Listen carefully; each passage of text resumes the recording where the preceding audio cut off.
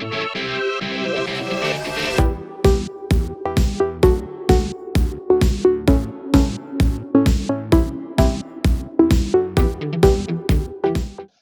everyone.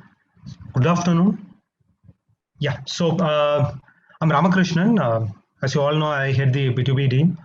So thank you so much for joining the session. I know it is like half an hour prior to the normal schedule time, but thank you so much for joining us. As usual, we have two speakers for the day, Mr. Anant and Mr. Arun.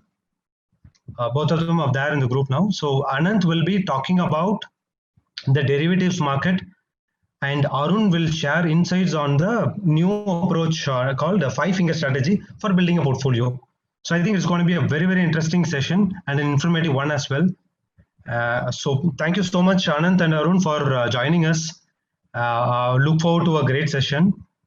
But before we get into the session, I have a couple of items to discuss with the audience.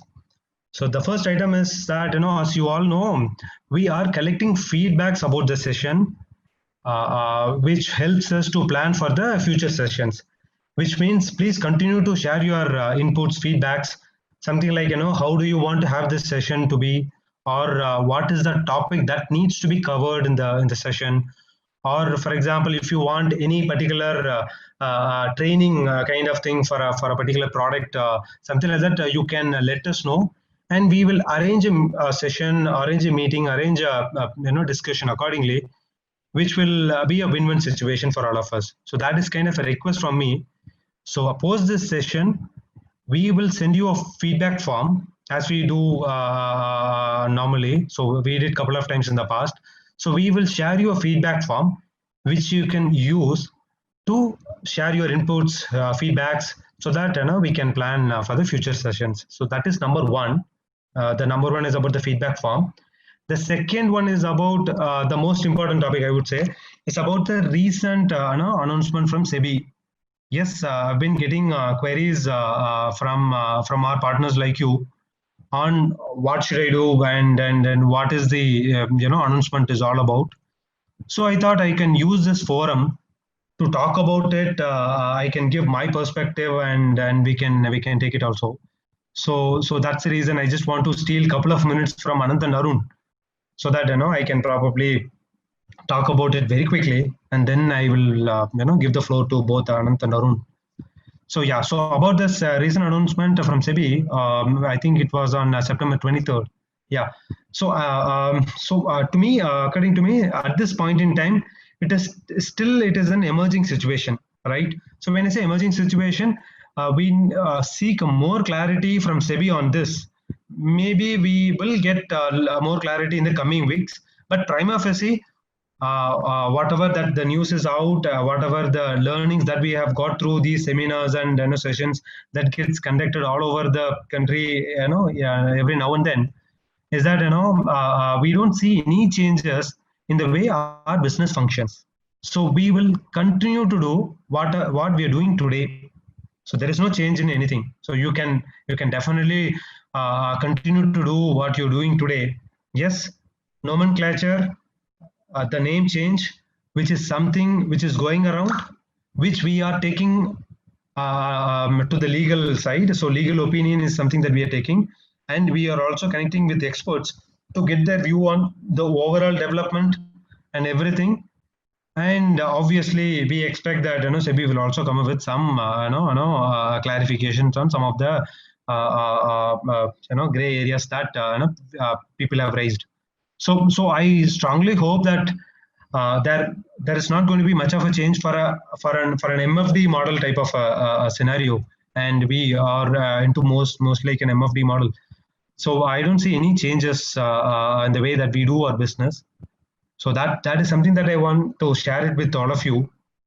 I thought I can share that with you now, and say probably you can also take questions through email. I mean you can write to me directly. I can respond to you. So I'm sure every one of you knows my email ID. It is ramakrishnan@fundsindia.com. So please feel free to write to me for any clarification that you have on this particular topic or any topic. So we will be in a position to address it quickly. So that is number two. So these are the two things that just want to share it with you. I think we're good to go now. Anant, I mean, thank you for sparing a couple of minutes for me. I know you have an interesting session today, which I also look forward to it.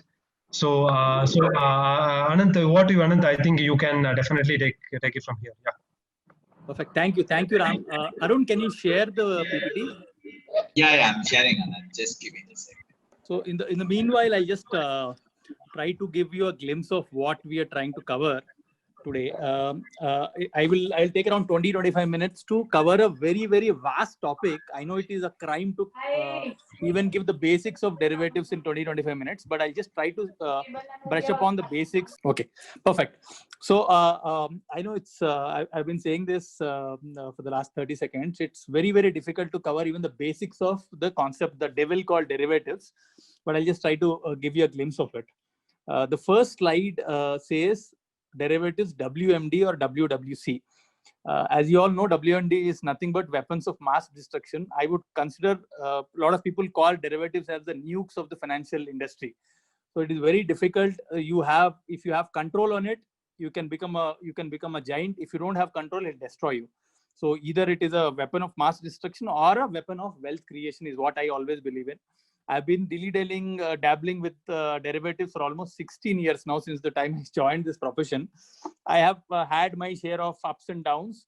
And then I started getting into the nature of being patient and grabbing the opportunity at the right point of time. So it is as similar as any financial instrument. It is very similar to what stocks are. But you have to be very, very patient, and you'll have to understand a lot of aspects. Not only, let's say you're talking about SBI, you're talking about HDFC, you just need to understand only those two stocks. But if you're talking about futures and options, there are a lot of things which need to be also correlated with the basic stuff which is available. So I will just try to give you a basics of all these things. We will try to continue this session every month. I'll give half an hour, dedicate half an hour in terms of imparting some amount of knowledge. If you already know the basics of derivatives, please don't feel that I'm boring you. But for the benefit of everyone, I thought I'll just brush upon the basics and then go to the next one.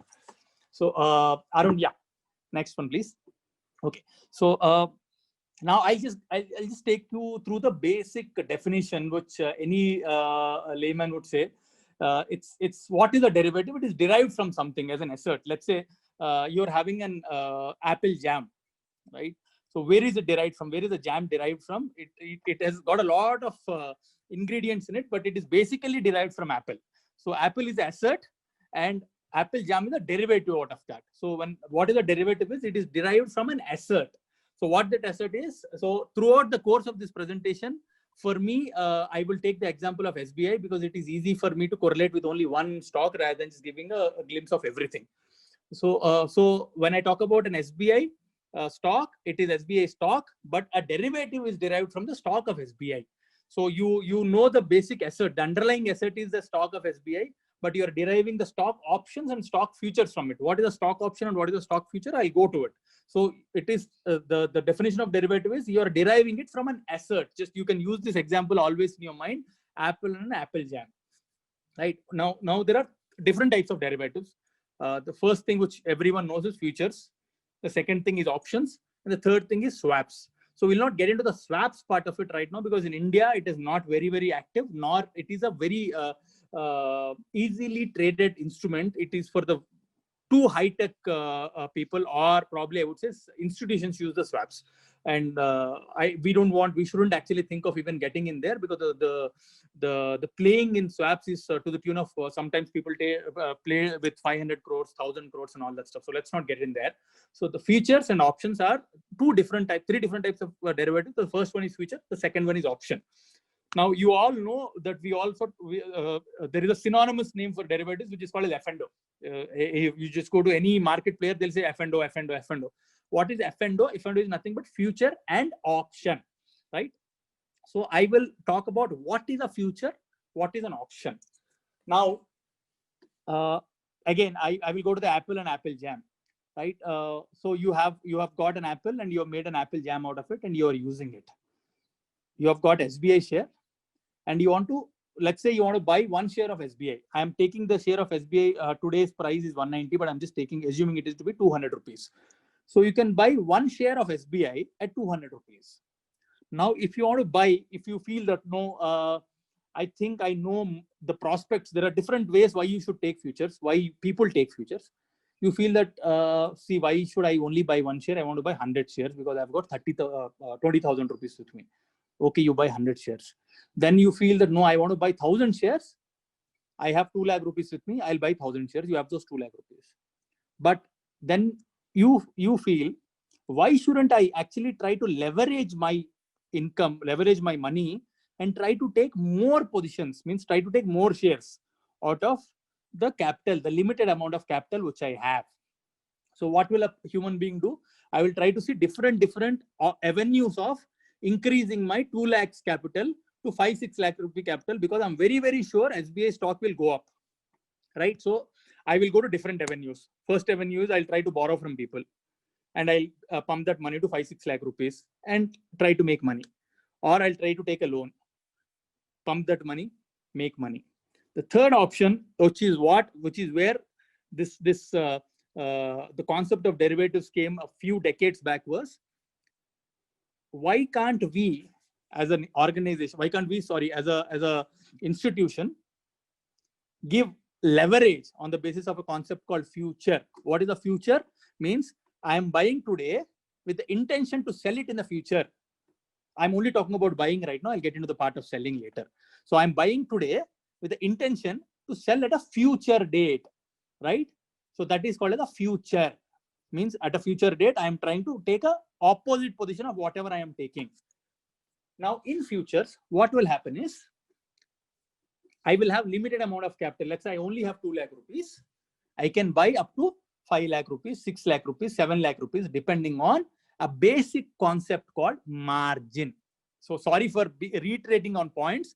Why I'm saying is because this is how I normally try to tell people who are learning the basics of derivatives, right? So I will talk about each and every terminology, because the terminology is very, very different in a cash market, in a normal market, or a mutual fund industry, and a derivatives industry, right? So what will happen is, I have only 2 lakh rupees. So I want to play in futures.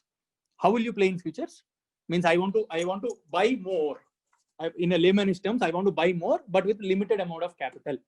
So I have 2 lakh rupees, and exchange, the NSE exchange will say, boss, if you want to buy SBI, you have to have this amount of margin with you, which is 30%, 25%, 20%, depending on whatever the exchange stipulates. So I can buy that. Now, how will I buy? What will I do? I'll tell you.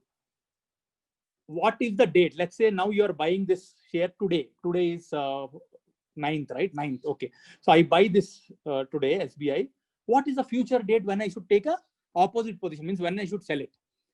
Every Thursday of a month, we call it the expiry day. Remember this word, expiry day.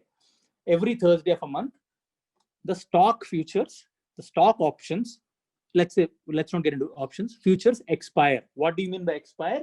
Whatever positions you have taken in futures, you will have to sell it on that day at any cost before 3:30. The market opens at 9:15 is till 9:15 is a pre-open. After 9:15, the future markets open.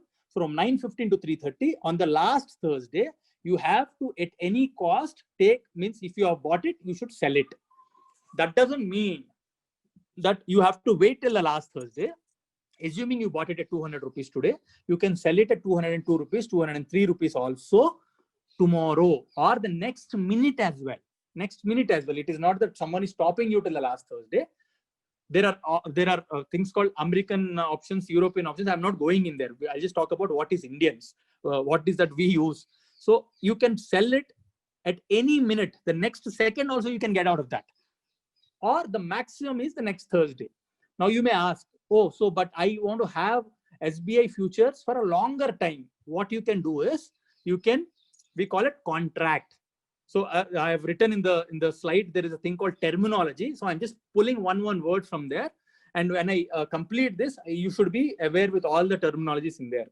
We call it contract. Every month, every script, every share, there is one contract which will happen. Means I have to buy one contract of SBI. On the last Thursday, that contract will have to be sold. Now, if you want to buy it back again for the next month, means on the Thursday itself, but the moment you sell it, you can buy it back for the next month future. The next month future means I buy November futures. And again, you'll have to do November Thursday, last Thursday, you'll have to get out of that future. Again, you can do it. You can go completely like that for the next couple of years also. We call it in the derivatives market, the terminology is called as rollover. Means I am rolling over, like the normal thing which people do. What do you roll over? You just, if you go to a temple, I'm just using the example of a temple or any place, any religious place, people do this rollover around the premises of the temple. Like that means you are rolling over from one month to the next month. That is called as rollover. Now, on the last Thursday of a month, you have to compulsorily exit. Get out of that month's contract into the next month's contract. This is one word. Now, what is that? SBI. One share is 200 rupees. Exchange decides the lot size. So what is the lot size? You can't say, okay, I have got 2 lakh rupees with me. I borrowed another 2 lakh rupees. Give me futures contract worth 4 lakh rupees. No, it is the system won't allow. The minimum lot, there is a lot size. What is one lot of SBI? You have to buy like one share of SBI. You'll have to buy one lot of SBI. What is one lot? The exchange will decide the number of shares in that lot size. As of today, SBI's lot size is 3,000. That means that you'll have to compulsorily buy, in layman's terms, you'll have to compulsorily buy one lot, which is 3,000 shares in one contract, which is worth 6 lakh rupees. Now, what will happen is you buy one lot. So you say that, okay, I want to buy one lot.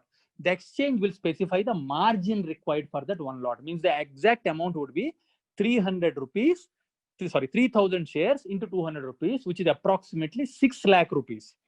Exchange will say, it differs. Exchange will say, okay, today you pay me 20% as upfront margin. What is margin? We call it margin. So you are supposed to pay only 1,20,000 rupees. If tomorrow the exchange increases that to 25%, you'll have to pay 1,50,000 rupees. I'm just for the sake of our understanding, let's take it as 20%.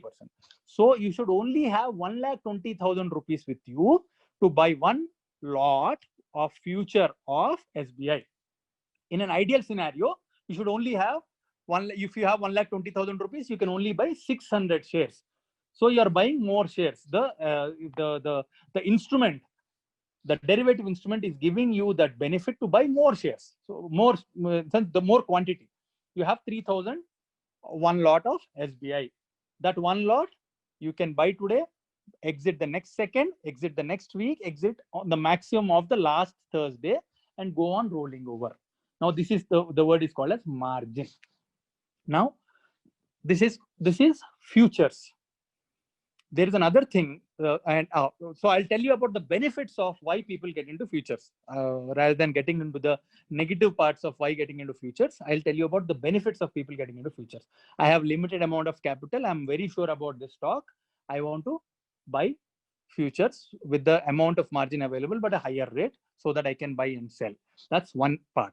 The second part is the liquidity on futures is far higher. Means SBI is okay. If you want to buy 3,000 shares of SBI, it still won't move more than 10 paise. There are shares wherein it moves by 0.5% if you buy 5,000 shares or 10,000 shares. So the depth, number one. The third is ease of doing. Means you just can buy one. You don't need to check how much margin do I have, what should I do. Just buy one lot and sell one lot. The fourth part is commissions. If you buy in delivery, it is more. If you buy in futures, it is less. In terms of commissions.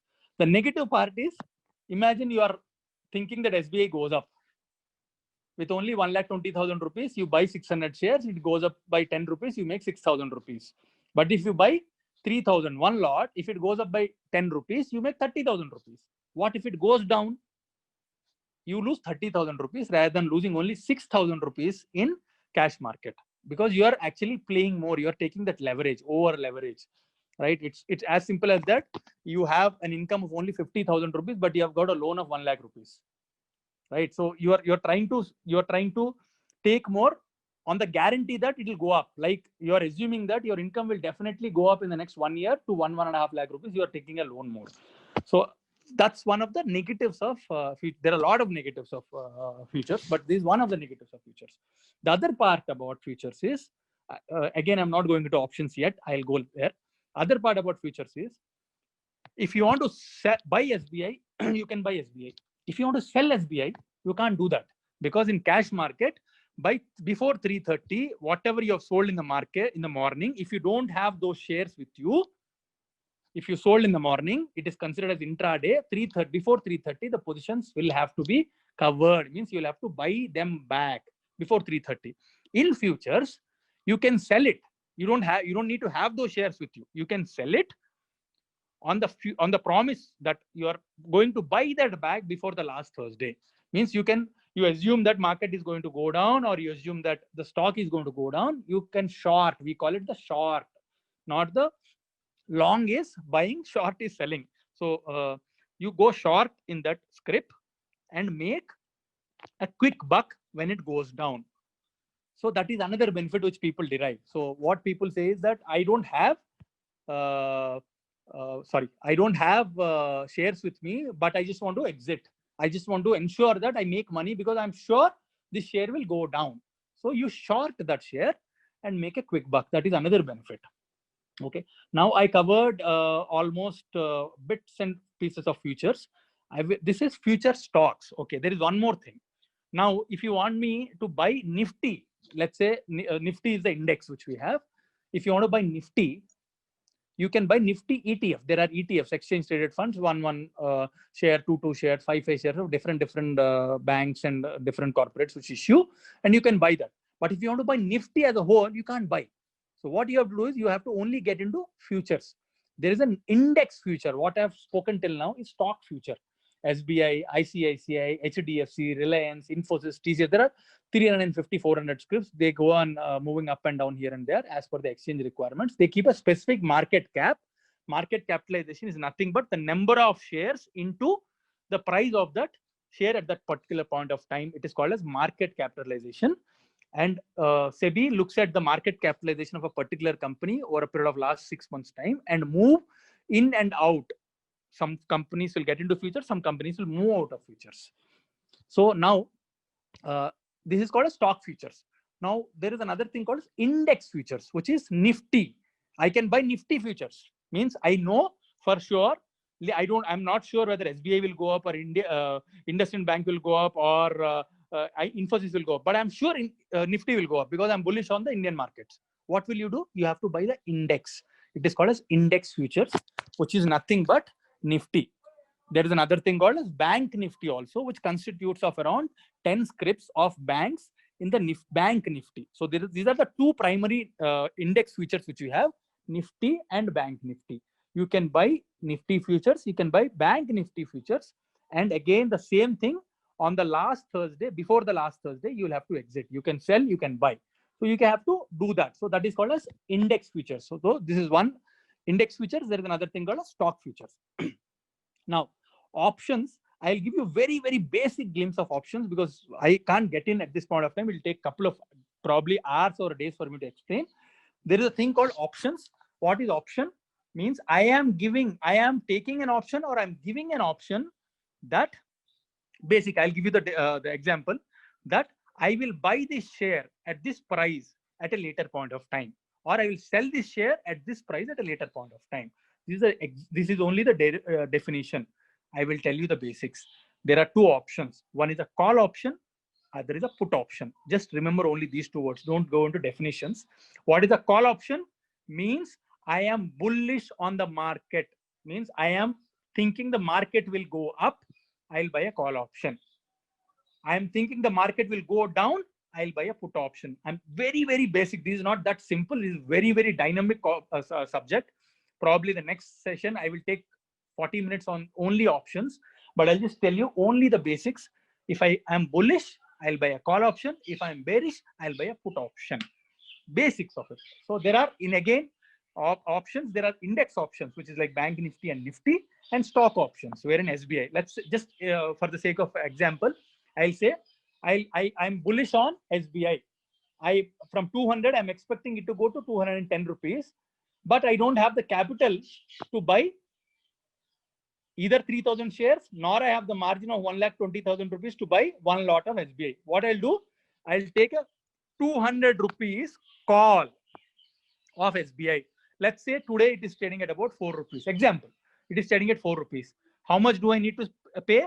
4 rupees into one lot, which is 3,000 shares. I need to pay 12,000 rupees.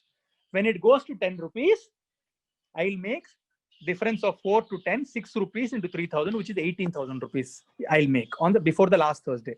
What if it goes down? If it goes below 200 rupees on the last day of Thursday, it will become 0. Means you lose the whole capital also. Right? So that is the basic thing of options, wherein there is a chance of capital erosion as well. Whether it is index options or stock options, there is a very, very, very good chance of capital erosion as well. So I've just brushed upon the basics of options and futures. I will talk about it later. Now, why do people use them? There are 3 things: hedging, arbitration, and financial gain. So in the next slide, I will talk about, give you an example and talk about what is a hedging, what is an arbitration, and what is a financial gain. Now, I've made a very small Excel example. Again, I've used the same example of, sorry, not here, in the next slide. I've just given a small example of what is hedging, what is arbitration, and what is financial gain. Now, hedging is, let's say you've got a portfolio of 50 lakh rupees. A client of yours have got a portfolio of 50 lakh rupees. And I've taken 2 scenarios. He has got diverse stocks, means he has not, or 50 lakhs, he's got some 20-25 shares. Or he has got only one single share of HDFC Bank. Okay. So what should he do? Assuming I'm not very sure that the markets will go up from here. If it is a diverse portfolio, what I'll do is I will hedge, means I will try to be a bit comfortable. I will try to buy index puts, means rather than just getting into one stock, I'll buy index puts, Nifty, because my portfolio is diverse. If my portfolio is specific to stocks, let's say HDFC, I will buy HDFC puts or SBI puts. Why and how? The same slides will be there in the next presentation also. I will give more details on that. Now, why will you hedge? Because you want to be safe. There is an unforeseen event. Let's say like a November election, which is ahead in US. The markets may be very volatile. There are people who are sure about some Bihar elections coming up, not very sure about it. Indian elections coming up, not very sure about it. Some unforeseen things. And also to protect gains. Let's say my portfolio is 50 lakhs, but I bought it for 30 lakh rupees some 5 years back. So I'm sitting on a 20 lakh gain. I don't want to lose that gain, nor I want to just sell it off right now and get out. So to just protect that also, you hedge it. So the second thing is called as arbitration. What will happen is, if you have a diverse portfolio, it is not possible to directly arbitrate. There are methods of what is arbitration means. Let's say in future, it is trading in cash, it is trading at 200 rupees, but in future it is trading at 190 rupees. People have come and just sold it, blindly sold it. There is no reason. There is no dividend. There is no bonus. There is no split, nothing. But what will you do? You want to keep your portfolio with you. So you will sell your portfolio. Let's say if it is a stock specific, SBI, you will sell your 50 lakhs rupees SBI worth at 200 rupees in cash, and you will buy futures at 190 rupees. If not today, for a period of next 5-6 days time, that arbitration benefit will come down. Means the future and cash, the discount, we call it discount between cash and future, that will also reduce. And you will make that quick buck for short-term gains and also to reduce the cost of acquisition. Let's say you bought it at 150 rupees. Now you made the 6-7 rupees here. You will reduce your cost of acquisition to 145, 144. That also people do. More details of it I'll tell you in the next presentation. The third one is called as a financial gain. This is nothing but gambling. When I say financial gain, means blindly people use derivatives to just go long, to buy or sell options or futures without any motto in their mind. That is what 99% of the future and option market is driven by. It is nothing but gambling. Means people don't want to do anything. People just want to gather the news and buy or sell futures, buy or sell options. and they gamble so that they make a quick buck. So I am not getting into that concept because that is a very simple concept which I can again explain in the next session. Arun, can you just go to the next one? Arun? Yeah. Okay. So now, now how to put F&O to good use? I made a statement on the top. Just keep that statement always in your mind. I am available today. I am not available today. Market will be available. So people in F&O market, what they believe is that if I don't take a trade now, what will happen? What if the trade, tomorrow I lose money, tomorrow it goes up by 10%, you will get another opportunity. Markets are either bullish or bearish or sideways. You can make money in F&O in any type of a market. How and why? It's a different game, but it's a statement which anyone and everyone should keep it in your mind. Don't jump and buy any position with the assumption that I lose this opportunity. There will be hundreds of opportunities which will come in F&O any day and every day. Okay. Again, why are they called WMD? Because people don't use them properly. Just they were actually created few decades back. They were actually created as an arbitration or as a hedging tool. Now they have become so big in the whole Indian market. Cash market occupies 1% to 1.5% of the whole trading volume. Futures occupy 98 to 99% of the volume. It is not with India. It is with Japan. It is with US. It is with any Western world. Derivatives have taken a bigger picture. Derivatives have taken a larger pie because people have got into the concept of gambling rather than just using it for arbitration or hedging tool. Now, how should we use them? Again, I'm reiterating, we should be using them only for the sake of arbitration or hedging until and unless people believe that they can make a very, very fast buck by knowing the positions or taking some positions. Now, why do people lose money? Again, I just want to cover these 3-4 questions because people are greedy. Everyone I have met, everyone in this world are greedy. Everyone want to make a quick buck. Everyone want to put in 10,000 rupees, want to make 10 crore rupees in the next 1 month. And they want to double, triple their money. That is where the whole concept of gambling comes into picture.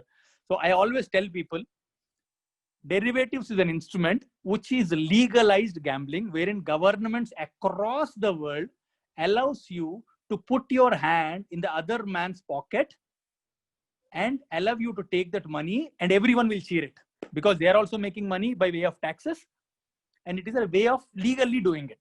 Now, so people have to be very, very sure of why they are getting into it, why they want to get in, either for the sake of just making a quick buck.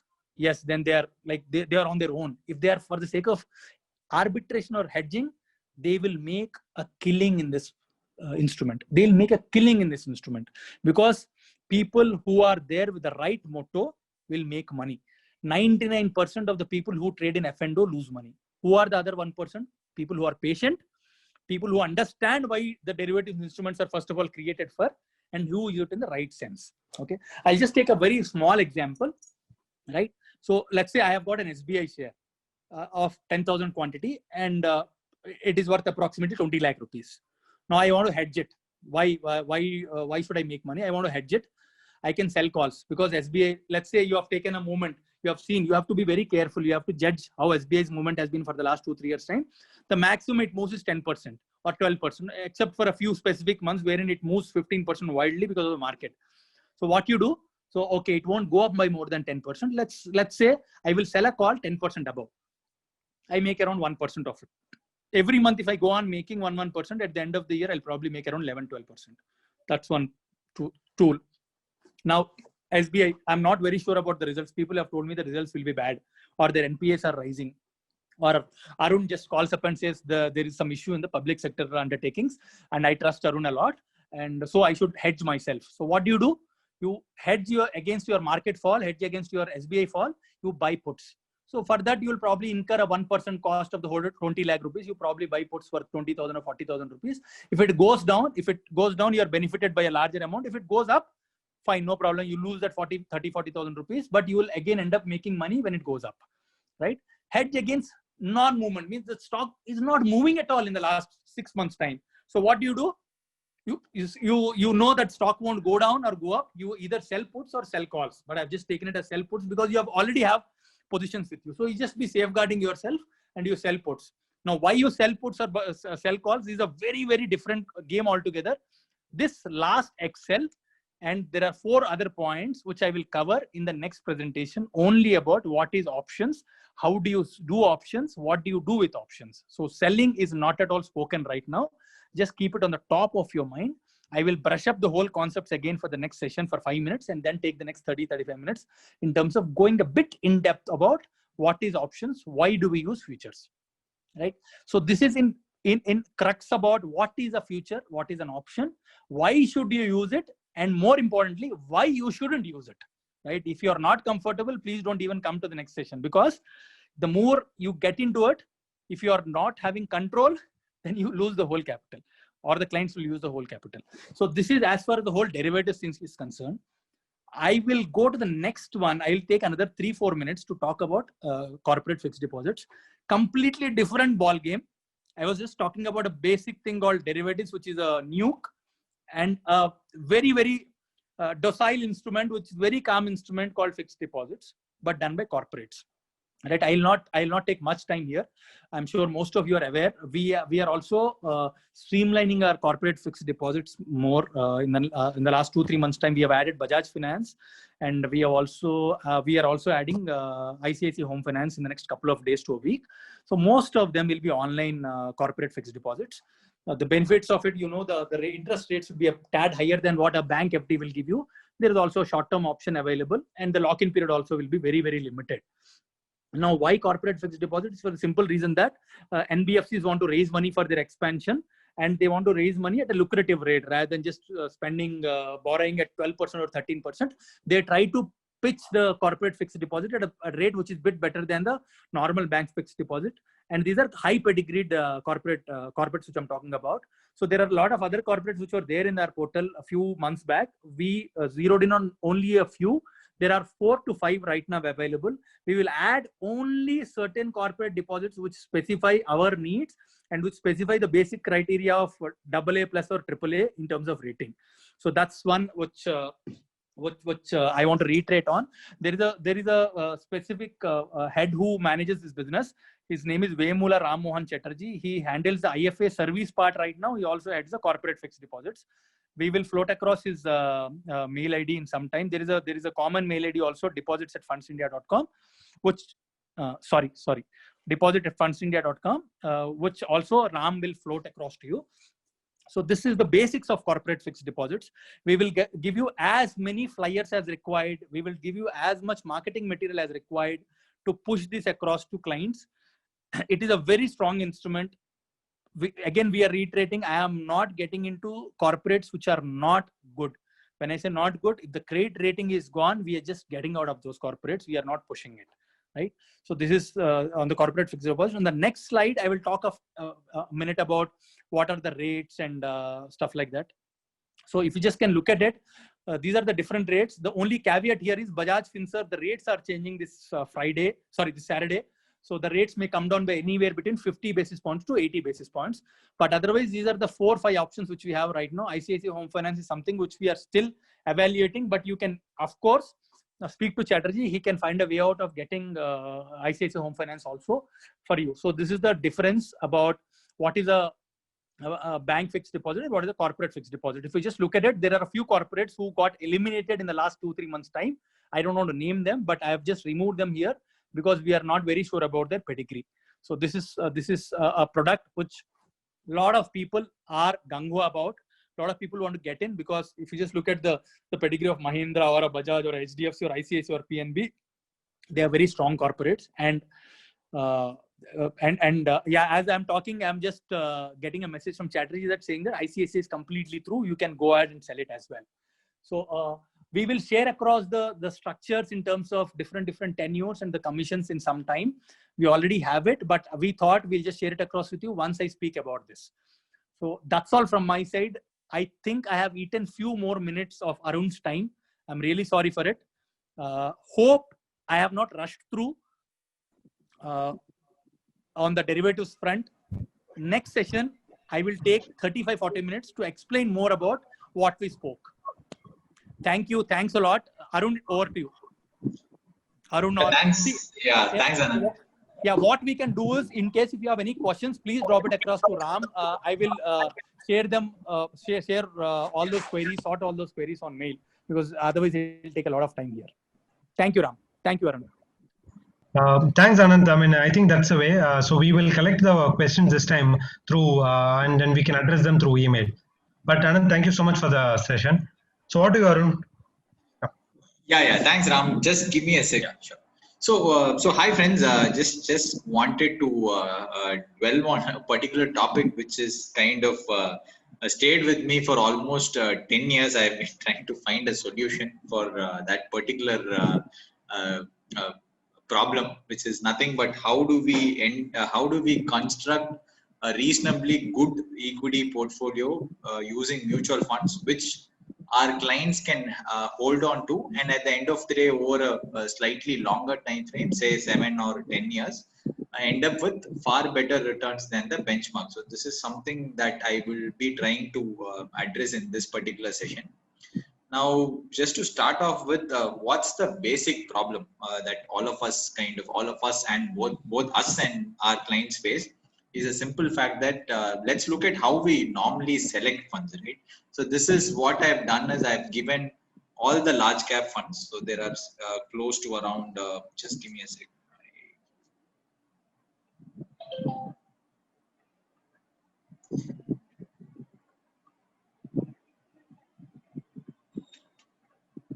Yeah, so all the large cap funds are given here, and if you really look at it, what we have done is we've given the 3-year outperformance vis-a-vis the Nifty 100 on each and every year end. So which is, let's say, ABSL frontline equity at the end of 2006, which is 2006 December 31st. Had you looked at the 3-year performance, it gave an alpha of close to around 6%, which is it bet the Nifty 100 by close to around 6%, and in 7 it betted by 5%, and in 2008 it bet by around 6%. So net the way to look at this whole graph is, instead of a single point of time, what we have essentially just give me a sec. Yeah, sorry, there's some problem. Yeah, okay, so I think I skipped a few slides. So so let's look at what I've given here. I put all the large cap funds on my left, and then I put the 3-year returns on my right. So if you really look at 2020, this is like what was the returns of each and every fund in terms of their outperformance. So this is not the absolute performance. On a 3-year basis, ABSL frontline equity has underperformed by 4%, and Baroda large cap is underperformed by, let's say, 2.6. Axis has outperformed the index by almost 5% CAGR. So which means each and every year there is an outperformance of almost close to 5.4%.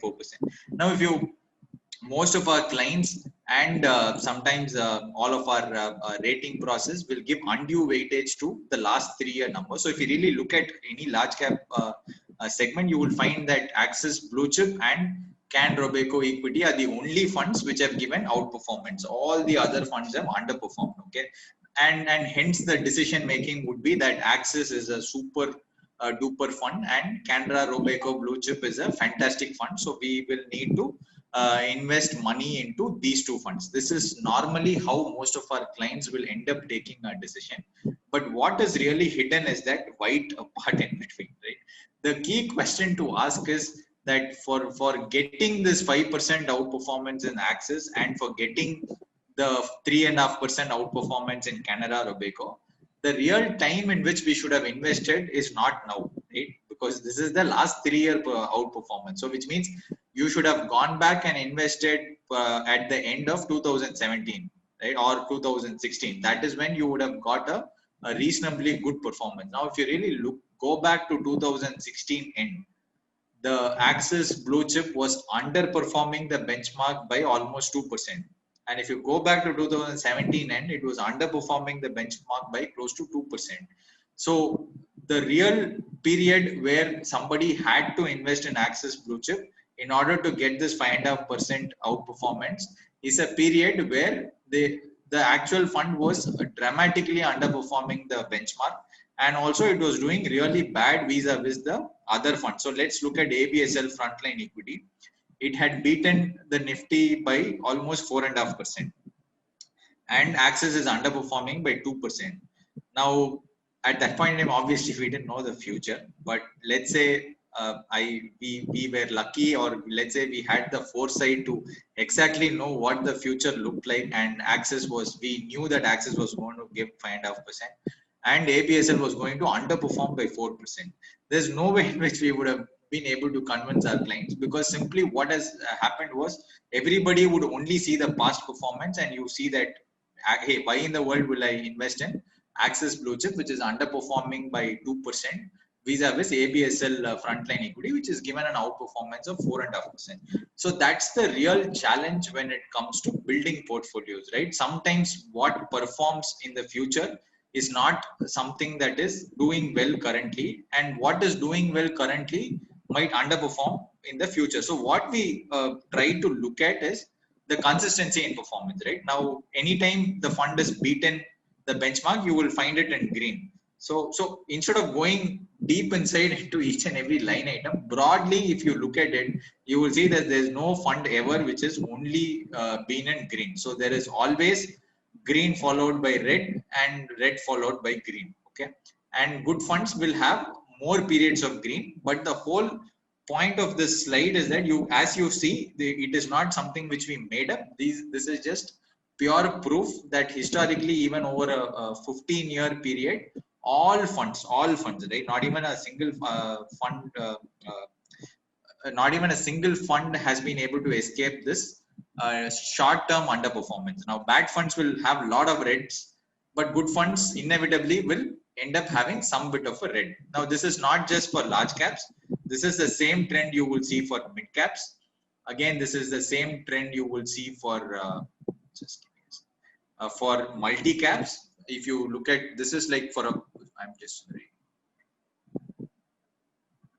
Yeah, so don't worry too much on the numbers, but broadly look at the colors. So you can see that at all points in time. So even like funds like, let's say, Franklin focused India equity, which was almost green, almost. It had a track record of close to around 17, 18 years. And then again, if you look at last 6-year period, it's continued to underperform the benchmark. So almost all funds inevitably go through periods of red. Okay, now same thing happens for the multi-cap funds, are like around 18 numbers. So I've just split it into 2 slides. You can see the same pattern repeating again. Okay, now, and especially when this pattern gets like really pronounced is during periods where there is inflection periods, especially like period like 2008. If you really look at it, anything that, so what we have done is, till 2008 we took the 3-year returns and we just put the top 10 funds. Okay, and these funds were getting a CAGR of 65%, 62%. These are insane, right? So nobody will want to say no to a fund which is given 65% CAGR. That's like almost every year you made 65%, right? And then look at what happened in the next 3 years. They had given a CAGR of -8%. So all the rankings had become red. Same thing happened in 2013. Nobody was touching small and mid cap funds. And post that, the entire thing started to switch. Here there's a little bit of a mismatch, because some of these funds were not small caps. They were run as large caps, and then eventually they changed the name. So, but broadly you can see that small and mid caps were not doing well till date. And then post that is from 2013 to 13, that is from 14, 15, 16, they had a bumper year. So you can see all the top 10 funds the ranking became 124, 125, 90. So if we had just gone by the past returns, all of our clients would have had a very, very bad experience. And this is normally what happens in all the rating process. It inevitably, however, whatever be the ratings you run, be it value research or be it Morningstar, net, it will almost be similar to just sorting your funds in the ascending order. Same thing happened in December 17. So all the small and mid caps funds were the top. So just think about it. SBI small cap was giving 30% CAGR, and in the next 2 years, the rank of the fund was 135. So no ways you would have said no, right? So the key thing to understand is that, you know, we have a problem that at inflection points, what is doing currently well and extraordinarily well tends to do really bad in the future, and most likely we will start buying funds only when they do extremely well. And the other flip side is that what is not done extremely well suddenly turns in these inflection points and starts to do extremely well. Now what will happen after that particular fund starts performing? We again lap onto it. So let's say Axis, nobody would have invested 3 years back, but now everybody only wants to buy Axis, right? So I've realized that for last 10 years, after handling a lot of HNI clients, it is very difficult to communicate to people saying this is how the reality happens. And sometimes for us also it's difficult because we end up putting good funds, but after 3 years we realize that those funds are not doing well. So this is a cycle which keeps repeating again and again and again. And then we, in every review, we push out of funds which are not doing well. We push into funds which are doing well. And net after 5-6 years we are left wondering why in the world am I not able to outperform even a simple benchmark despite doing all this. And the clients also realize after some point in time, and they also get frustrated with us. So this is a problem that I have been wanting to solve for a long time, but I really didn't know how to do it for a long period of time. And that's when we run these charts, we looked at the 7-year charts. Right, 3 years is obviously noise, but what about 7 years? Suddenly, when you look at 7 years, you see that all hope is not lost. There are a lot of funds which are only in green. So let's say ABSL, Frontline, Axis, Blue Chip. Suddenly, the pattern seems to be a lot more better, and you find you are able to distinguish between good funds and bad funds. Same thing in mid caps, you will find a lot more greens. Same thing in multi caps. Yeah, you will suddenly see the whole template itself changes, right? Previously it was red, green. Now it's more of green.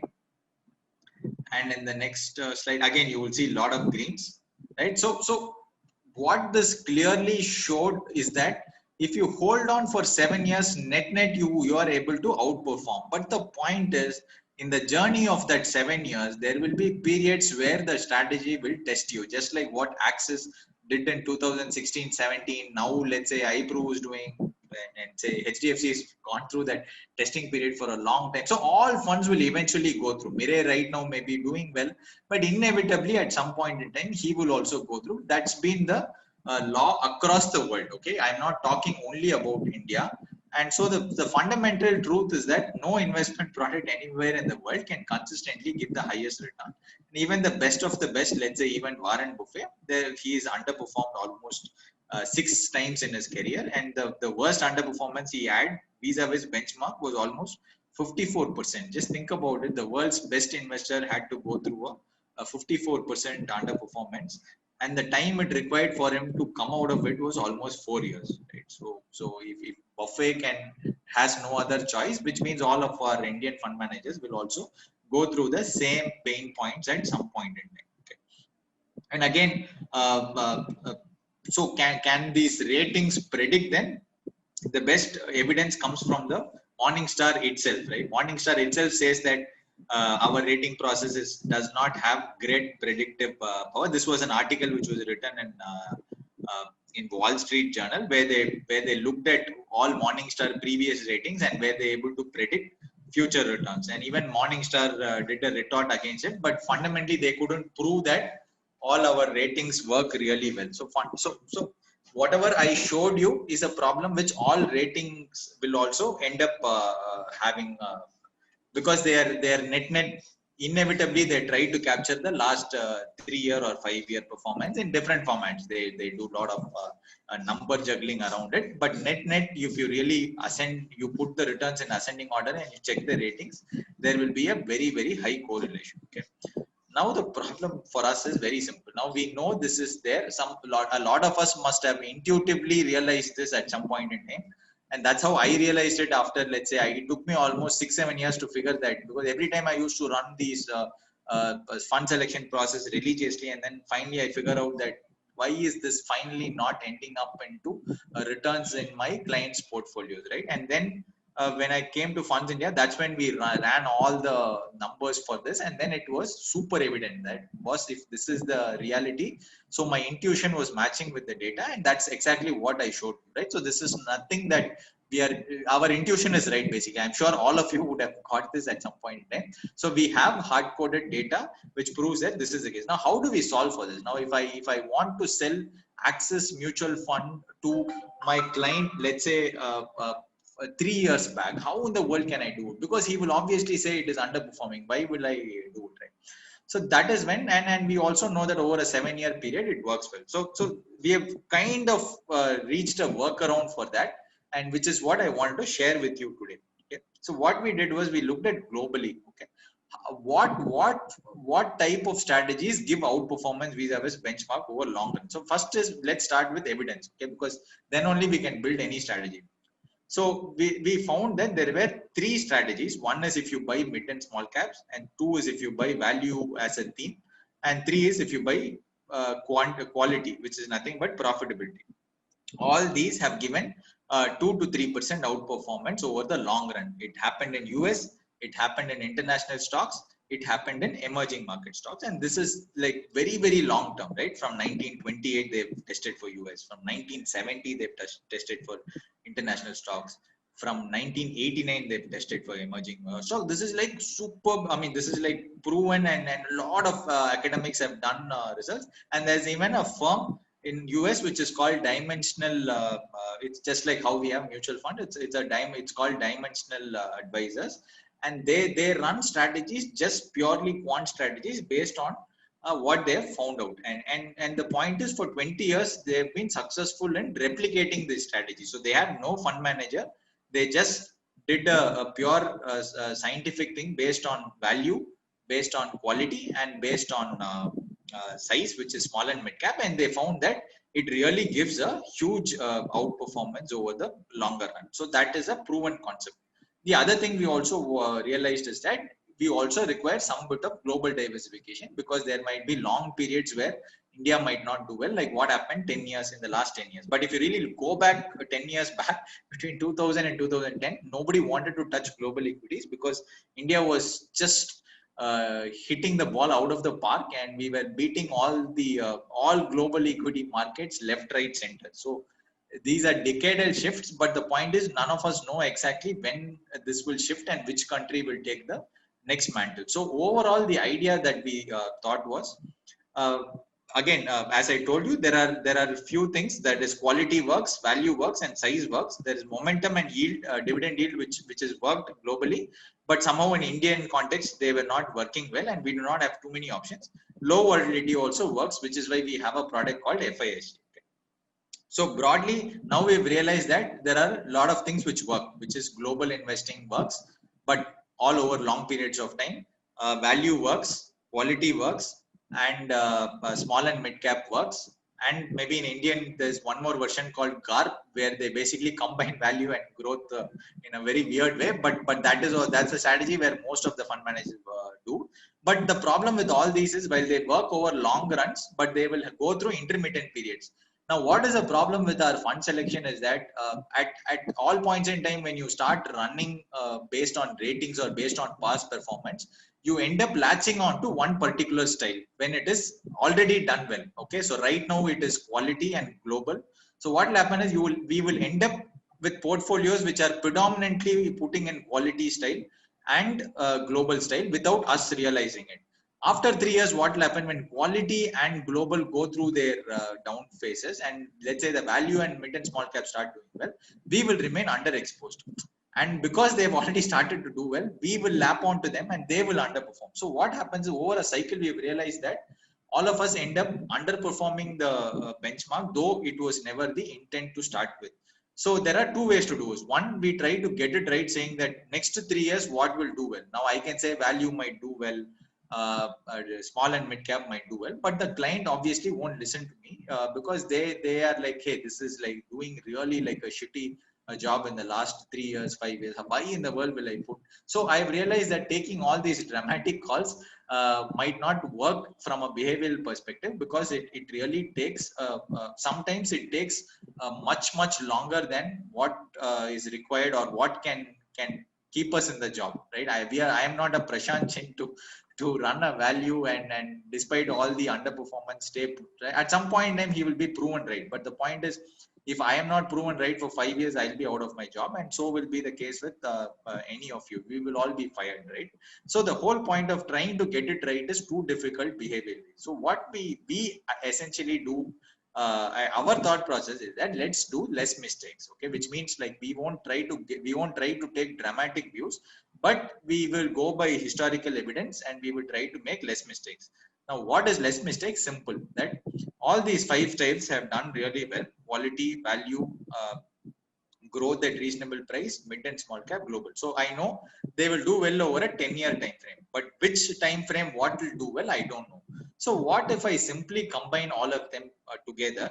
How will the portfolio do? Because all of these style individually will outperform the index over a slightly longer time frame, but I will not be able to I don't want my client only to be into 1 or 2 styles, which means that he will have to go through periods of drastic underperformance and drastic outperformance, right? Now, the doubt when we decided on this strategy was, while I'm mixing all these together, will it kind of negate each and everything and then get it back to original benchmark return? That was the doubt, but we thought it should not work. I mean, it should not. So let us check out the actual evidence, right? So what we did was we just took the index. We took a quality index, Nifty 200 quality 30. We took a value index, Nifty 500. All these are like published by Nifty. So there's no bias involved. And then we simply took the Nifty 500 because there's nothing to represent CAR. And we took the mid and small cap index and the global index, which is nothing but the US index. And then when we ran it, all we did was 20% into each of these strategies. We will simply rebalance it back if anything exceeds 25% or anything comes below 15%. And we found that over the last 15-year period, it's given a 15% CAGR vis-a-vis Nifty 50 at 7 and 6%. And so the net, the outperformance had been close to around 8%. And even over the last 5 years, 7 years, 10 years, we found that there was a significant outperformance of close to around 3 to 4%. Right? So one, it seemed to work. Okay. Next is we wanted to see if it was consistent. So we found that 100% of the times it has always outperformed the Nifty 500 on a 5-year basis. Okay. And almost 76% of the times it's outperformed by a margin of more than 3%. So that was like a great thing, right? Because almost we have a 8 out of 10 times chance that we will be able to give our clients an outperformance of more than 3%. And at the same time, we are not taking any large headache. We are just combining things which are proven to work over 100 years, but we are putting all of them together and not worrying which is not doing well today, which is doing well today. We are just combining them together. Okay. And the best part is the average return also is very, very high. On a 5-year basis, it's given an average of 16%, vis-a-vis Nifty 50 at 11 and Nifty 500 at 12. And 77% of the times, it's given an absolute CAGR return of more than 12%. So all these numbers were super positive for us. So you can see how consistent this strategy is able to outperform the underlying benchmark, right? And the best part is there is no active funds that we were chosen. It is just a pure Nifty strategy which is already available. We have simply combined them together, and then once you combine them, it suddenly starts to show magic, which is the magic is nothing. The magic's name is simply called diversification. While it's a very boring word that we use, over the long run, this is exactly how diversification works. Right now, as to how is it doing well, it's primarily because it is able to contain the downside really well. So in all the falls, if you see, because we have combined all of these together, we find that the declines are far lower in this strategy. Right? So you can see each and every year, intra-year volatility we have checked, which is within the year, what is the maximum fall that the strategy. The black is our strategy. You can see inevitably in all the years, this fund has a far lower volatility compared to a Nifty 50, which is probably the more least volatile equity index, and the Nifty 500 TRI. Okay, we have taken TRI and not Nifty index, so which is like we are accounting for TRI. So why does this work? Simple, pure diversification, that we have no clue which will do well at what point in time. So you can see that the colors keep juggling. S&P 500 was number one in 2006. It was in bottom in 2008. It again comes to the top, again goes to the bottom. So every year you will find that all these strategies will disappoint you, will again surprise you, will again disappoint you, will again surprise you.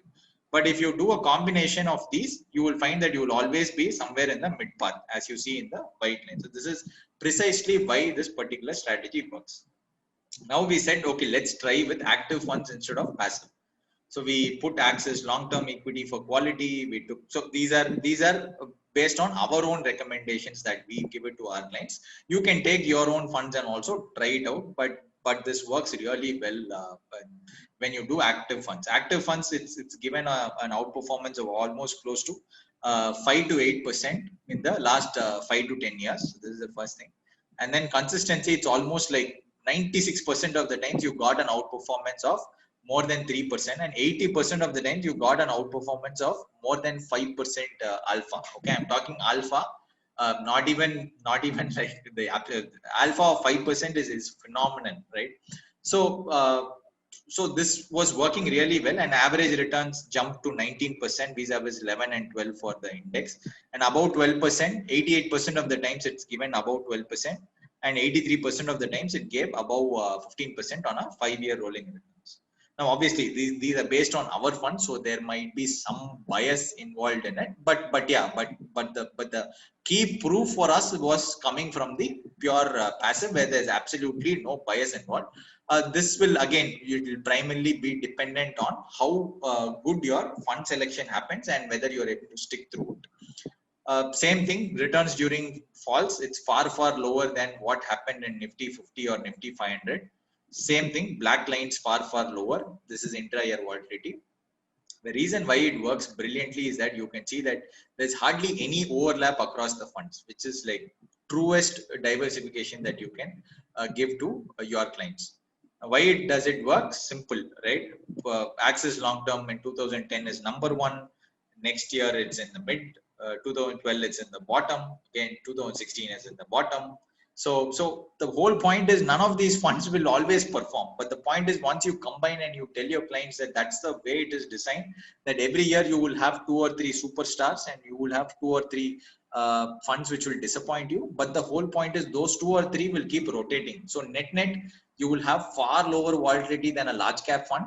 And at the same time, you have a far higher probability at giving an outperformance of at least 3 to 5% over a simple benchmark. So this is where we can add far more value when compared to, let's say, any direct plan platforms where they will just rate the funds based on past performance. They'll go. So the why this works and why usually our strategy of going with past return doesn't work is we will pick Axis long term, but the point is we won't stay. When it underperforms in 2010, we will move out of it. But in the next 2 years, it's done well, right? So the problem when you only pick funds is based on past performance, you will end up with a lot of funds similar to Axis long term, or you will end up in a period where with a lot of funds similar to DSP mid cap, or a lot of funds similar to multi cap. So right now, if you look at, let's say you look at Open and Outlook magazine, you will find all the fund managers are belonging to a style called quality, where simply they say, I don't care about valuations, I want high quality stocks. Now, why is high quality getting, all of them were betting that, most of the value fund managers were betting that at some point in time we'll get earnings growth back, but it didn't happen, and hence only few stocks were quality and few stocks were giving growth. And because the growth was scarce, people started to give more and more higher valuations, right? But at some point in time it will break. Now, will it break in next year or after 2 years? I don't know. But the whole point is, when it breaks after 3-4 years, suddenly everybody will be like gung-ho about all the previous contrarian or the value fund investors. It's all a cycle. So all these guys, then they will be covered in the max. But the point is, then if we don't ask our clients to invest now, at that point in time, again we will shift to those funds, but the performance is already taken. So that's the whole thought process. You see that over the long run, you get significant outperformance. So in the last 10 years, 100 rupees became 200 in the case of index funds, but the same 100 became 400 in the case of this kind of strategy. So that's almost like you've added clients almost for a, so you've given 4x returns while the index is giving 2x returns. So that's almost twice the amount of portfolio size that you would have ended with a simple index. So broadly, the idea that we wanted to leave you guys with is that we call it the 5-finger strategy. So you can identify whichever styles you think will do well over the long run, but make sure you combine the style together and let it run for a long time. So what this forces our clients to do right now is that they will buy a value discovery. They might buy, let's say today I'm not recommending, we don't have HDFC under that basket, but let's say under my value basket, let's say somebody buys HDFC. So it is not doing well, but maybe something like Franklin focused equity, right? It's not doing well right now. But the whole point is those are the guys who are playing contrarian. And at some point, if the earnings recovery happens or it gets slightly broad based, or for some reason the narrative changes, these guys will start doing extremely well. Now I don't know when it will happen. But this method will force our clients to buy a few underperforming funds. Nobody wants to touch mid and small cap. This will again force them to buy that. Everybody wants only global. But the point is this will force them not to exceed more than 20%. Everybody wants to buy quality. It will force them not to exceed 20%. So in that sense, we are able to cut down any significant allocations to things which have already worked. At the same time, we are able to cut down any significant under allocation to themes which have not worked. So which is why the combination works brilliantly. We've tested over 15-year periods. 15-year is more or less like more than sufficient to cover almost all the major time frames. Yeah, so that is precisely what I wanted to cover for today. Any questions? I think we've kind of slightly gone ahead of schedule. Sorry for that. But nevertheless, yeah, that's what we wanted to communicate for today. Okay. Thanks, Arun. Arun, would you like to take a few questions? Say maybe. Yeah, I can take. See, I have time. So if you guys are okay, I can easily take questions. Yeah, I think we can take a few questions. Say 2, 3, say 5 questions maximum, and then probably we can take other questions over email also for your. So I think if we have started getting the questions in chat, Arun, would you like to? Would you want me to read the questions, or how is it, Arun? I can see the questions, Ram. So probably I can also take it. So you're saying rebalancing SIP amount of funds. There's a question from Aditya Pallav. Pallav, I'm not able to decipher I'm not able to understand. You mean to say rebalancing SIP amount or the funds? I really didn't get the question. So broadly, the idea is simple, that you find out funds for each and every one of the style, and then put so 5 fingers, right? So your thumb will be for growth at reasonable price. Your pointing finger will be for global equity allocation. Your mid finger will be for contrarian. Your ring finger will be for quality, and your small finger will be for small and mid cap. The point is you just keep the mix correct, right? Inside that you can choose any decent fund, because see in between 14 to 17, it really didn't matter which mid cap fund you did. The worst mid cap fund was much better than the best large cap fund. So the whole idea of this thought process is that it will force you to buy underperforming segments, and it will also force you not to overdo good performing segments. So you won't go overboard on quality today, or you won't go overboard on global today. You will always have a check for the clients.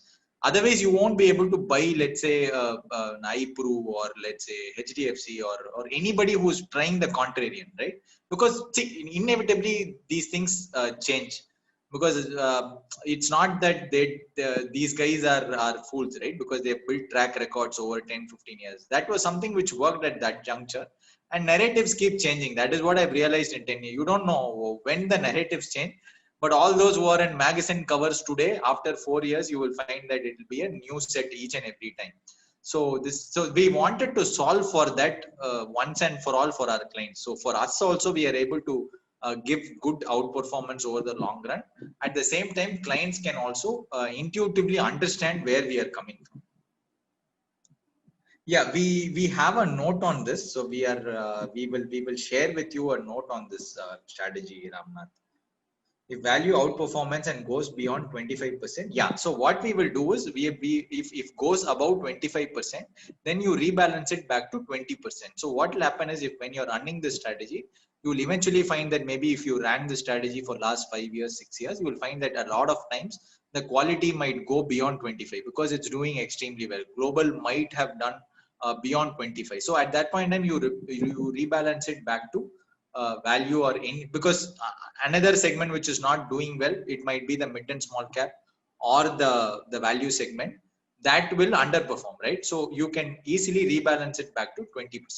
So our basic idea is we didn't want you to keep rebalancing for it, the small movement like 21%, 22% and all, but if something becomes 20 more than 25% or something comes less than 15%, it means there is a dramatic performance differential between those two segments. And for once we know that there's a 100-year evidence which is proven across countries that all these styles work across long periods of time. Otherwise, you won't. I mean, the AMCs are also know this, and hence they will stick to it, because they know that if they right now they change their style, they'll get caught both ways, because they've captured all the underperformance. But all of them know that outperformance, whenever it comes, it will get taken in one single year, right? That's what happened in mid and small caps. The entire, if you look at last 10-year performance, the entire upside came during a single year, which was 2014. Every mid and small cap fund gave 80% to 100%, and 17 there was a 40-50% over, which more or less got taken away from 18-19. So what really happened was the true outperformance of that style came in 14, because 12, 13, 11, 10, it was struggling. Every time it used to go up, it used to get rogered. So nobody wanted to touch that. And because it was so painful, nobody touched it. It gave phenomenal outperformance in 2014. So my sense is we will get one such year for the value category and for the small and mid cap category. Now will it be 22 or 2023 or 24? I have no clue. But the point is, at that point in time, I want all of our clients to definitely participate in that, because after that, once you suddenly start seeing the 20%, 15% CAGR, people will come in. They will again experience a bad performance after some point in time, because the cyclicality hits them. I think that is what will happen to quality funds after some point in time, because the valuations are slightly on the higher side. The only difficulty is we do not know when this narrative will change. Whatever is at 60 PE can continue to go to 80, can become 100, can become 120, as long as the other remaining market is the growth is not coming back. So these are very tough calls to take, and hence we wanted to have a simple strategy where we say we are not very smart or we are not very intelligent, but we are humble enough and we respect 100-year evidence, and we put together a very simple strategy that both we and our clients can benefit from. Is there any macro in the product which can yeah, we have a fact sheet that we are doing, so that we can send it to you on a monthly basis, which will predominantly be our recommended funds for these baskets. But yeah, but you can always choose to use your own funds within these baskets. Is there any kind of macro in the product which will help identify such funds? See, it is very difficult to figure out the macro saying. So that is the first attempt. I mean, that is there are two styles of investing, right? One is people who say, I know what will happen in the future, and hence I will take views. So if I want to take a view like that today, I might have 40% in value and 40% in small and mid caps, and maybe 20% in the growth at reasonable price. But the point I've realized is that it is very difficult to pull it off in reality from a behavior. It's like your keto diet. It works, but the point is it's just so painful that for 99 people out of 100, it won't work. So finally, the guy who does it will show the photos of before, after. But at a client level, I don't think we can execute. So our stance is simple, that we do not want to be overconfident or act too intelligent. Our stance is we do not know. All styles will go through their tough times and good times. So we want to stay with all the good styles. And the core logic of any fund is that it should be pure to that style. is it still sticking to the style?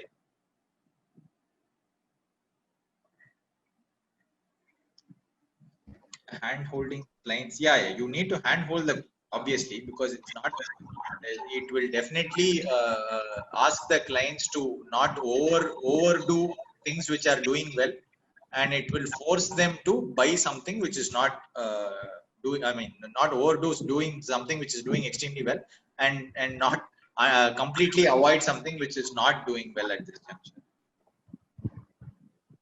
See, goal-based investing, again, this is just your simple equity construct. So let's say if you are putting a 50% equity, 50% debt, then 50% equity, you will split it amongst these 5 funds. So let's say you are doing an SIP of 40,000, you just split it amongst these 5 strategies.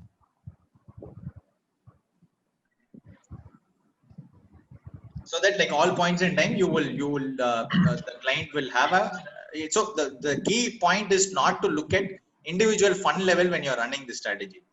It will be at the net level only you will get the impact, because some days it will be Dravid, some days it will be Sehwag, some days it will be Sachin. Our point is not to say for one match we will take all people like Dravid, for one match we will take all people like Sehwag. We have no clue on that. So if you combine, and the most important thing is to ask clients to look at it at the portfolio level. So last 1 year, if you really look at it, Nasdaq would have come and rescued you, or your global exposure would have come and rescued you. I'm sure after 2 years, this might be the reverse, as we saw historically. There might be some other strategy which does well. The only point is we do not know when what will come and rescue, and that's why the combination works really well.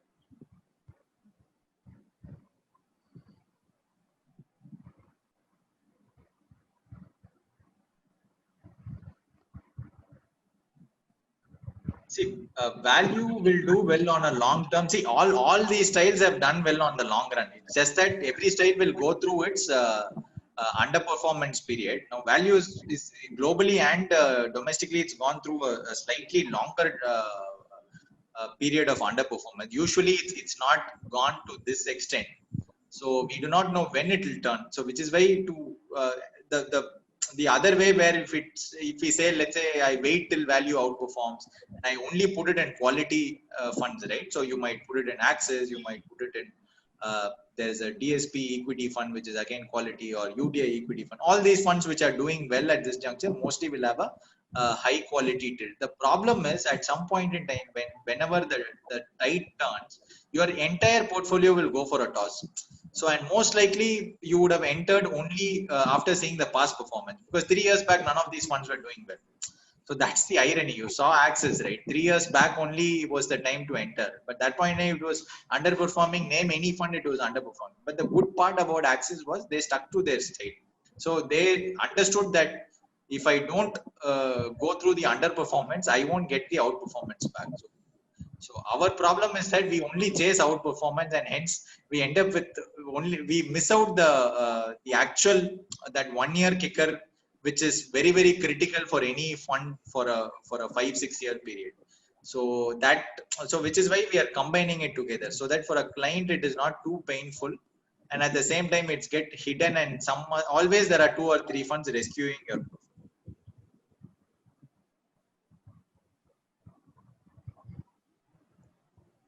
See, you can do it. Actually, you can do an overlay as a parameter. That can be the second step. So if you simply do it, you can easily look at 3% or 4%, 5% value add to your customers, purely based on evidence. But obviously, you can take an overlay and then say, right now, maybe the client is a little mature, and I understand that he will be able to hang on. So I might take an extra 5% bet on, let's say, value, or extra 5% bet on, let's say, mid and small cap, and let's say reduce something on quality, and reduce, let's say, 5% on global, or within global, I try to look at some other, not just US, but probably a little more diverse. So all these tweaks you can do it. This is just the broad structure, but you can obviously go overweight, underweight. But the point is, don't go too overweight. Like, don't make it 40 or don't make it 50. Because if you go wrong, then we will in effect lose a client. Point, because I remember taking a call on mid and small cap funds a little early. So we at my previous firm, we took it around 2016 end. while in my blog I had taken a call on around 2017 end. So 17 end came perfectly right. It's not that I knew it, but what I realized is when I took it in 2016 end or midway, 17 rally completely confused a lot of our clients. They were like, your call is wrong, I should have put it. So they just vehemently started putting more money into mid and small cap just to prove us a point, or and then we also couldn't do anything. So I've realized that if you go wrong for let's say 1 or 2 years, then clients just give up on you at the wrong moment. So the point is, we didn't know the mid and small caps would crash in 18. Net it could have happened in 19 also, because what the triggers are always case dependent, right? So same thing happened for equity markets also in 2007. The last leg of a bubble is always very very fast. It will just completely confuse you. So which is why uh, exactly identifying bubbles using macro or all that is too difficult, one. And three and two, and the second part is for because it's again derived conviction from the clients, right? They will mostly give up on us, and it will be painful, because otherwise it's not that Prashant Jain doesn't have access to all the data. He's been running for 20. So if that's the case for Prashant Jain and Naren's with 25-30 years of seeing all different markets, I think for us it will be too difficult, because like most of the people have given up on them. Almost all the, if you really look at it, all the fund managers who had done really well till 2013, you look at Anup Bhaskar, you look at Prashant Jain, you look at Shankar and Naren, everybody, you look at Franklin. So all the guys who had done well, you look at Quantum, you look at anybody who had done well till 13, because they had done well with a particular style which was doing well at that juncture, and they are inherently not comfortable paying a very high valuation for quality. So that is a, and you look at all the guys who have done well, they belong to the new breed, and they will again face their own tough times at some point in time. But yeah, that's something that uh, that's the nature of the market. That's how it's always been in across countries. That's because there's no magic wand, right? Because otherwise we will only have one fund manager who can always do well. Sure, Arun. I think, thank you so much, Arun. Can we end now, or would you like to? If there are questions, I can take it. Mentioned about GARP, a unique. So GARP is nothing but it's kind of a midway path between pure value and pure quality. So most of the fund managers try to mix this. So most of the companies won't be like pure quality.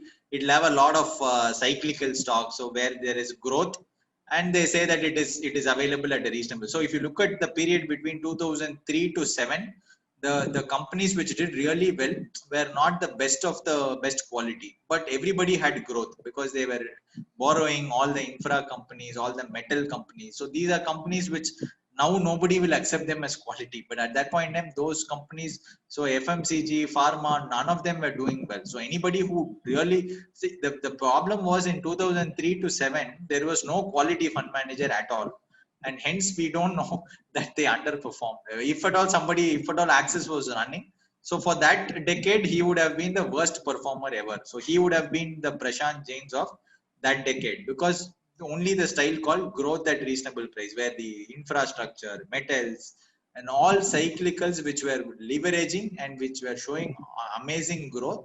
It was a global cycle. So which is the point? It's not that this strategy, any particular strategy will always work.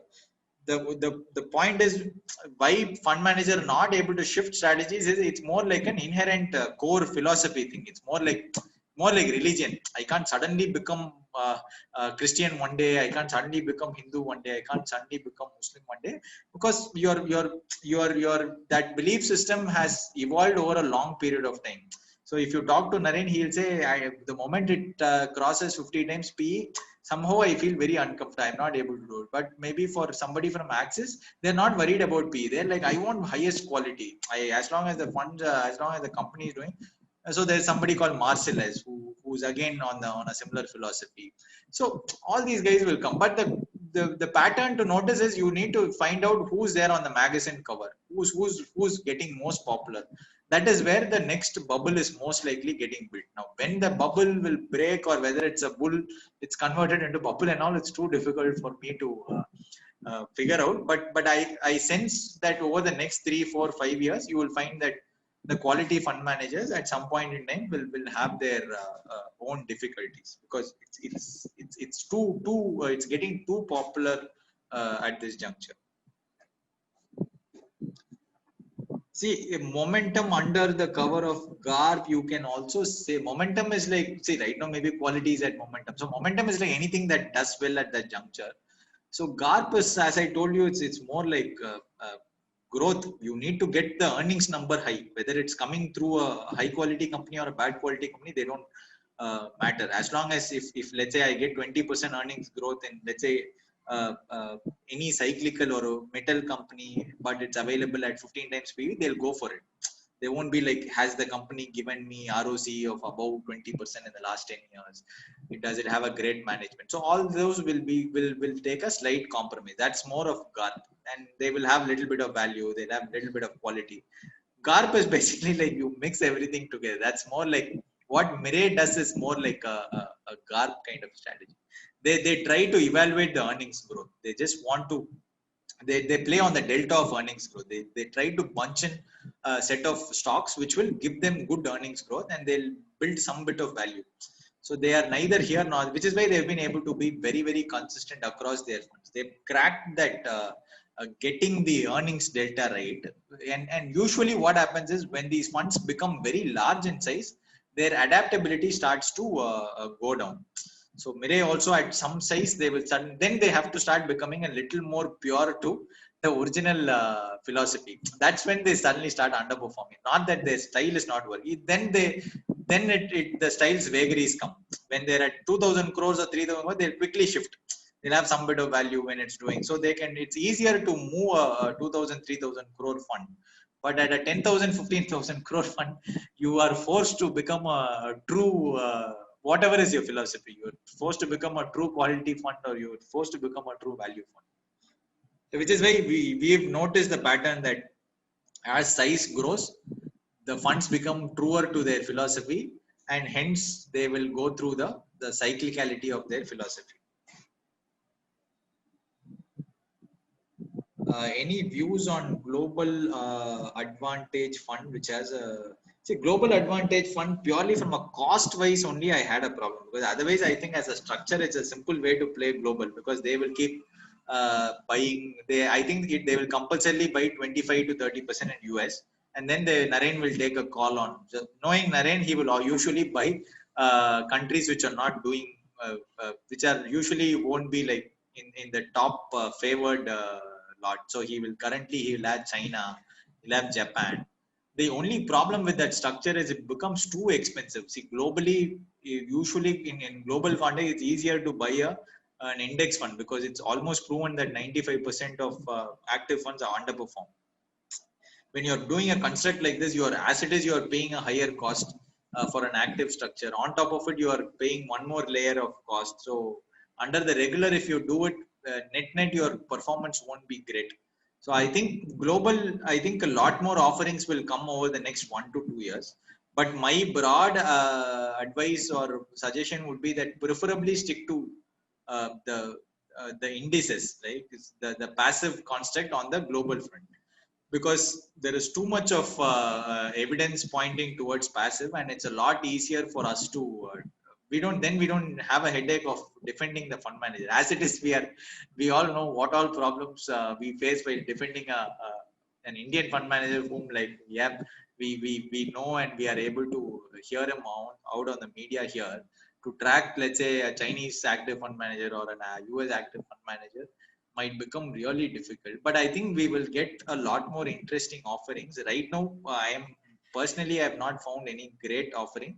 So I would preferably we preferably stick to Motilal's simple S&P 500 and the Nasdaq 100. But we think there will be a lot more interesting offerings. But right now, we are continuing to simply stick to a global index, that is S&P 500 and Nasdaq.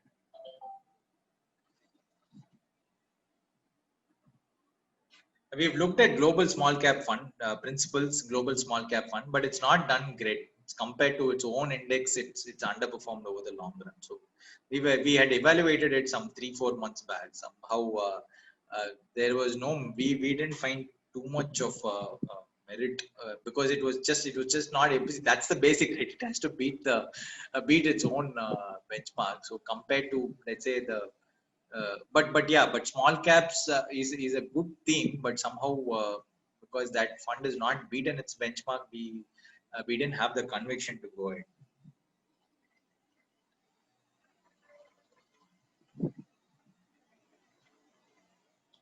Sure. I guess that's probably. I think we've come to the end of questions. Thank you so much, everyone. So just let us know if you have any questions on this construct, and we've done a lot of work around it, a lot of back testing and all that, and we really think it can be of immense help for all of you in terms of handling client behavior and to actually add a lot more value in terms of excess returns. Also, it will also mean that for us also it will be a lot less efforts, because that's what essentially we want to do. Like, we want to give a good solution which is a lot easier to scale, so that like I don't need to each and every time for each and every portfolio I don't need to take a call saying is fund A better, fund B better, fund C better. We always start with the 5-finger structure. Do you have value? Do you have quality? Do you have GARP? Do you have global? Do you have small and mid cap? Once the structure is done, this structure will most likely take care of 90% of your return problems, as long as we don't really screw up on the fund selection, which I don't think any of us will. So yeah, so that's what I wanted to share, and thank you so much for your patience. And I guess it's taken a slightly longer time than we expected. Thanks everyone. So thank you so much, Arun. I mean, thanks for this wonderful session. So to others, I think we can end this meeting now. As I told you earlier, we will be sharing you a feedback form, which you can use it for sharing your feedback. Plus, on top of it, as Arun said, you can also give or ask any of your questions with respect to this 5-finger strategy, which Arun will be happy to answer you. So you can directly write those questions to me, Ramakrishnan at Funds India. I'll get this done from Arun. So thank you so much for the time. Yeah. So we will be connecting again next month. Yeah. Thank you.